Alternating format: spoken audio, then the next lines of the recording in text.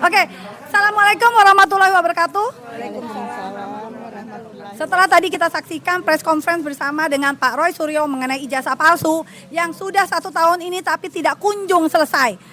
Pasti kita merasa bosan, tapi bosan bukan mau berhenti, tapi malah kita tambah penasaran karena begini, makin kesini banyak sekali bukti-bukti yang terbuka yang memang menegaskan bahwa ijazah Jokowi itu memang tidak ada atau palsu.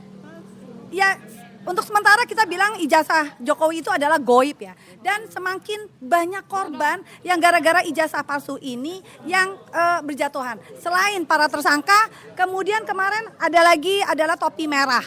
Topi merah yang disomasi oleh saudara Eng Ing Eng.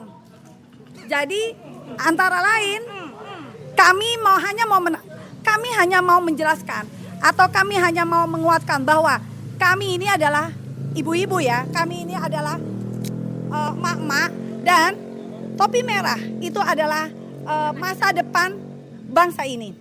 Jadi siapapun yang mau mengacaukan topi merah atau mengancam topi merah, kalian akan berhadapan dengan kami. Tahu ya, kami tidak pernah takut sama siapapun. Kami tidak pernah takut kepada siapapun yang berkuasa. Karena kami ini di sini bergerak sendiri, bergerak berdasarkan memang kekuatan hati nurani kami. Jadi kalau orang kalau bergerak berdasarkan kebenaran, tidak ada takutnya. Dan sekali lagi kalau kita sedang ada 40 ormas yang mensomasi 3 orang yang ahli membuat hoax karena mengotak-ngatik OJK. Sekali lagi, orang yang membuat gaduh negara ini bukan kami, tapi para termul. Kalau kita melihat siapa sih yang dibalik 3 orang ini, hanya ada satu yaitu adalah Jokowi. Untuk apa? Apakah untuk kepentingan pemilu 2029? Jangan mimpi. Kita percaya, like father, like son. Tidak ada buah yang jatuh dari pohonnya. Jadi kalau memang misalnya Jokowi bermasalah, begitu juga anaknya Gibran. Jadi Pak Prabowo, ayo dong Pak, ini adalah negeri kita. Masa Bapak yang sebagai seorang presiden masa kalah sama kami emak-emak. Kami ini aja ingin loh Pak menjaga negeri ini supaya baik Pak, supaya jujur. Dan memang benar hukum itu selama 10 tahun Jokowi memang nggak benar. Jadi nggak heran kalau misalnya tadi pengacara kita Pak Gofur itu bilang kalau pengacara Jokowi itu tidak komprehensif. Jadi itu adalah cerminan dari 10 tahun kami dipimpin oleh Jokowi. Sekarang ini kami hanya menuntut satu Pak, Jokowi harus diadili dan ditangkap. Ya, kami hanya ingin kebenaran apakah ijazahnya, dan jangan lupa kami pun tidak akan pernah takut untuk mendatangi Gibran. Kenapa? Kami akan bertanya secara baik-baik, Pak Gibran benar nggak sih ijazahnya tidak ada? Itu aja. Jadi mungkin Pak Om Luk mau itu? Oke, ini selesai dari saya. Kita sampaikan ke Pak Luk. Ya, saya sedih.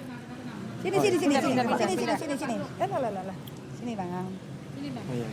Sana sini ya. Iya, boleh. Ini gue itu ini. Oke, ya tolongin.